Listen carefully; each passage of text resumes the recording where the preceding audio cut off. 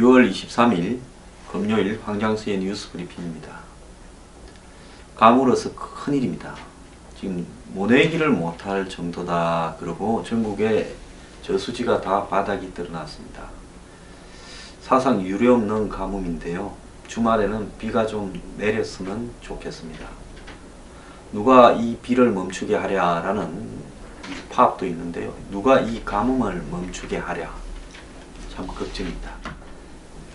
오늘 뉴스 브리핑 첫 순서는 금요 칼럼으로 문재인 정부 모든 걸 포퓰리즘으로 국가를 끌고 가면 모두가 불행해진다 는 주제로 하겠습니다.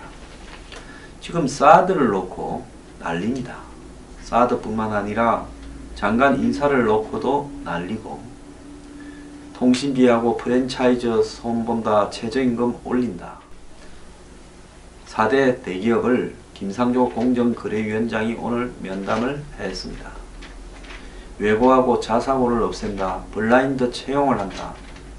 방산 비리를 척결한다. 사회 각 분야가 다 척결의 분위기입니다. 공무원들이 스스로 셀프 개혁, 셀프 반성문을 쓴다고 난리가 났다고 하고, 경찰청장이 옛날에 이한열, 박종철까지 거슬러 올라가서 백남기 씨와 더불어 사과를 했습니다. 다 좋은데요. 이런 부분들이 정말로 국가가 올바른 방향으로 가는 노선에 있는 거냐? 안 그러면 우리만 정의다. 이제 9년을 칼을 갈아서 권력을 잡았는데 이 권력을 그냥 놓을 수 없다. 초장에 힘이 있을 때 싹 쓸어버려야 되고, 우리는 모든 것을 소통이나 탈권위로 국민의 열화 같은 지지를 받으면서 높은 지지율을 유지하고 있다. 이때 우리는 모든 걸 해야 된다라는 나만이 정의라는 교조주의적 관점과 힘 있을 때 다 해치워야 된다는 조급함 등이 맞물려서 지금 이런 현상을 낳고 있는데, 제가 정말로 걱정스러워서 그렇습니다. 저는 뭐 다들 아시다시피 문재인 정권과는 코드가 좀 다른 사람입니다. 그렇지만은 문재인 정권이 국가를 위해서 개혁하고 좋은 일을 하면 나쁘지 않다고 생각을 하고, 물 떠놓고 빨리 망해라 이런 입장은 아닙니다. 자, 그런데 지금 돌아가는 사회 각 분야의 모습을 보면 이 정권 또한 머지않아서, 지금은 전부 문비어천가를 부르는 사람들로서 이렇게 떠 있겠지만은, 이런 분위기는 제가 장담컨대 100일도 되지 않아 깨지게 되고, 미국에 갔다 오면 그때부터 쎄한 부분을 느끼게 될 겁니다. 그러면서 사회 각 분야가 비거덕거리기 시작하고, 야당의 조직적인 정비가 전대가 끝나면 이제 저항이 시작될 겁니다. 이 속에서 문재인 정부가 현 상태로는 절대로 성공할 수 없다라는 이야기를 제가 합니다. 그렇기 때문에 문재인 정부가 국가를 생각한다면 잡은 자로서 책임감을 가지고 정상적인 행보를 해야 된다 하는 관점에서 이야기를 하는 겁니다. 제 시청자분들 중에는 빨리 망해버려 가지고 끌어내자 이런 사람도 있는데, 저는 이런 정론을 지향하는 정치 평론을 하는 사람으로서 그런 말을 할 수는 없습니다. 국가가 망하면 국민이 손해니까요.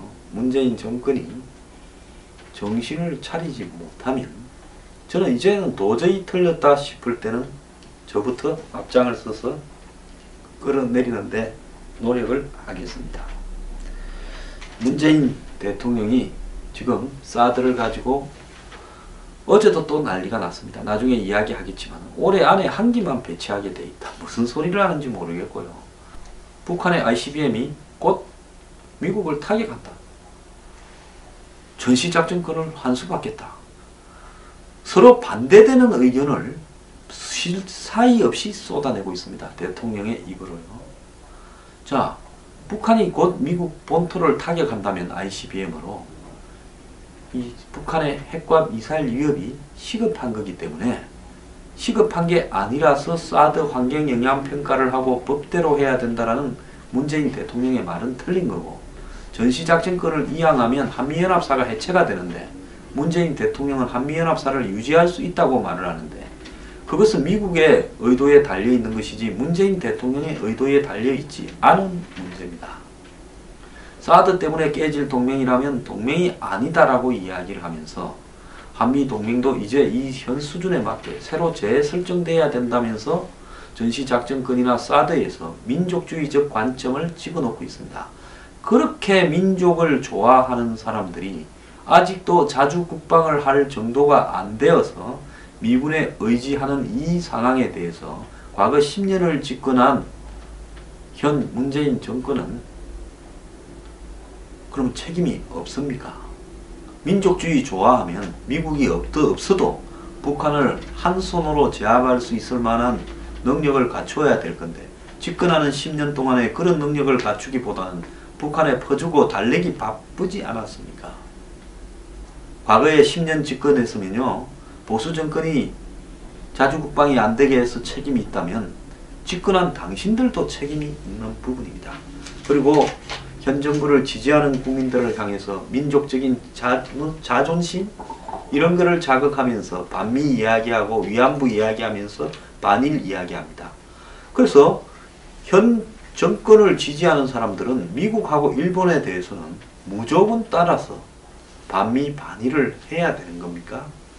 이 문제에서 저는 같은 나라에 살지만은 정말 상종을 할 수 없을 만큼 다른 시각이 존재하고 있고, 반미 반일을 생각하는 사람이 공식적으로 50%를 넘겨서 60%를 향하게 되면 저는 미군 철수가 100% 될 거라고 보고 있습니다. 그래서 현 정권이 원하는 것은 현 정권의 재임 기간 동안에 반미 반일을 더욱더 강화해서 60%쯤 되는 국민들이 반미를 해서 미국하고 정리하기를 바라는 것이 목표이지 분명히 할 필요가 있다는 겁니다. 자, 오늘 한 신문에 칼럼이 실렸습니다. 6.25 때 1950년 겨울에 압록강 두만강까지 갔던 이 한 미군이 중공군의 인허 전술로 후퇴하면서 개마고원 장진호 호수 주변에서 혹한 30도에 포위가 되었습니다. 멀리 지구 반바퀴를 돌아서 한국을 구하러 온 미국의 젊은이들이 12만 명에게 10,000몇 명이 포위되어서 용감하게 싸워서 7,000명이 죽거나 동상으로 손발을 자르고 실종이 되었습니다.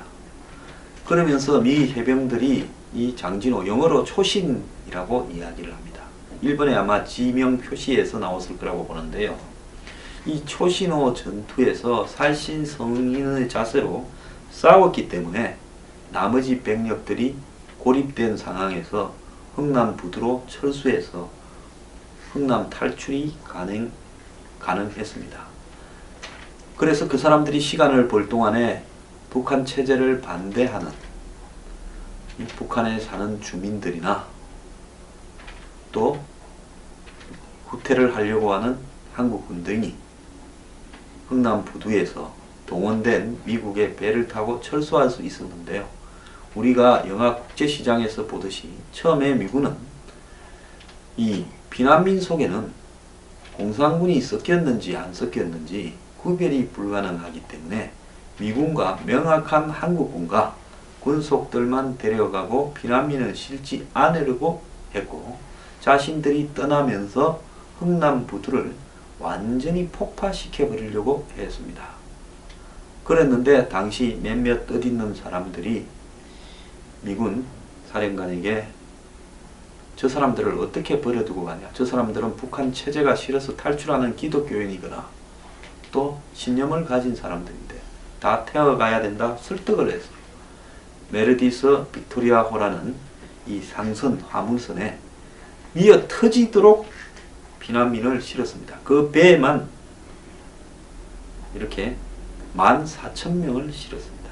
한 척의 배로 역사상 지금까지 가장 많은 사람을 구한 기록으로 역사에 남아 있습니다. 지금 거제도 가면 이 기념비도 있고요. 그래서 이 성탄절 날 배가 떠난 흥남을 떠난 사흘 뒤 크리스마스 날에 이 거제도의 자유의 땅을 밟아서 피난을 해서 무사히 땅에 내린 피난민들은 이 빅토리아호를 향해서 큰 절을 했는데요. 그때 문재인 대통령의 부모와 누나도 타고 왔다라는 겁니다. 그래서 문재인 대통령은 그 부모 밑에서 2년이 지난 53년 1월 거제도에서 태어났고요. 미군의 도움이 없었으면 문재인 대통령은 없었던 겁니다. 이틀 뒤면 이제 한미동맹이 기원이 되는 6.25 전쟁이 일어난 67돌이 됩니다. 대통령 통일외교안보 특보가 그런 동맹을 어떻게 믿느냐. 사드가 깨지면 동맹이 깨진다 하는데 무기체계 하나 깨진다고 사드 때문에 동맹이 깨지면 이게 동맹이냐. 이런 말들을 함부로 하고 있습니다. 자, 지금 우리가 한국을 향해서 부당한 경제 보복을 하고 있는 중국을 향해서 한국 언론이나 정치인들, 정부가 입도 하나 뻥긋 못하면서 이 성주에는 미군을 향해서 검문을 하고 있습니다. 사드 반대 주민들이요. 지금 내가 말씀드린 이 내용은 모 신문의 칼럼입니다. 평택으로 이전하는 미 이사단 60년을 같이 했습니다. 희로애락을. 이 이사단을 위로하는 송별 콘서트가 무산되었습니다.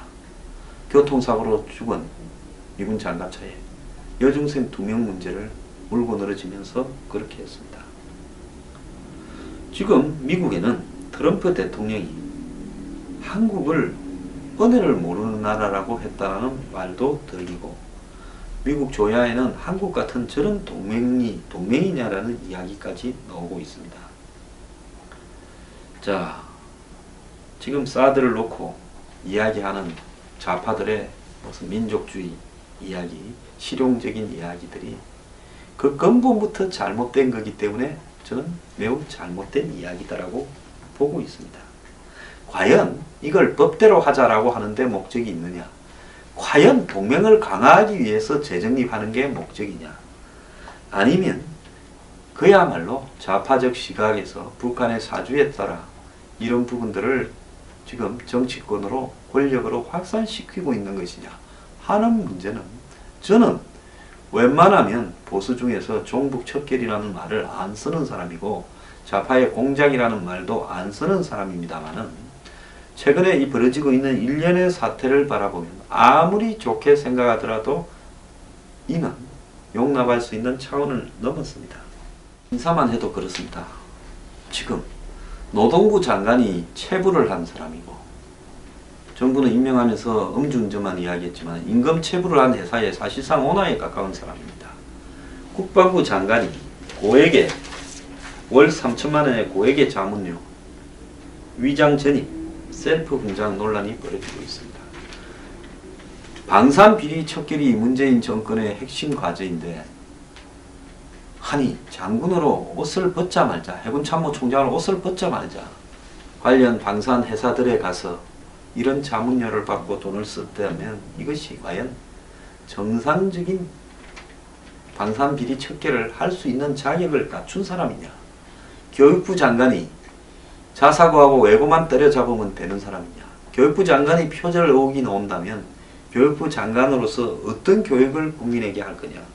환경부 장관이 자기가 환경 관련 용역을 받으면서 자기 논문을 표절해서 용역에 썼다면 환경부 장관으로서 자격이 있는 것이냐? 이런 문제도 우리가 좀 생각해 봐야 될 때가 되었습니다. 각자 자기가 맡은 부서에 도저히 일을 할 수 없는 사람입니다. 선임 행정관 청와대 연봉 9천만 원짜리 2급 행정관 자리에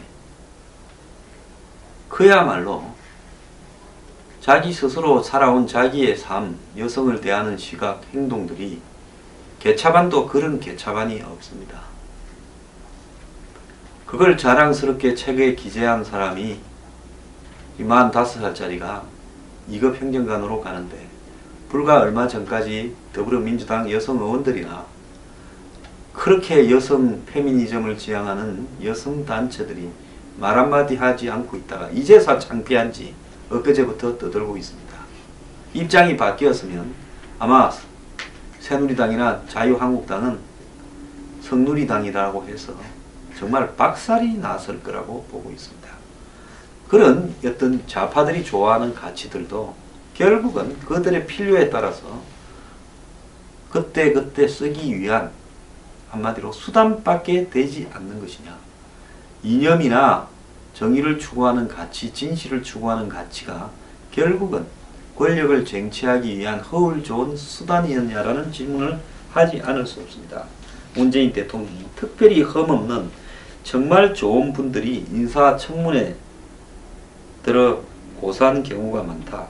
폭넓은 인사에 장애가 있다고 합니다.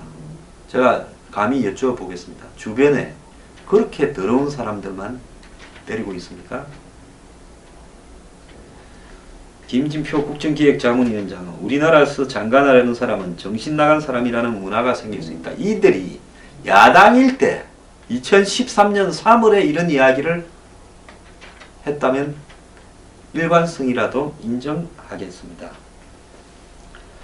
자, 더불어민주당이 야당일 때는 한마디로 장관 자리 가는 사람 낙마시키는 재미에 그들도 열중했습니다.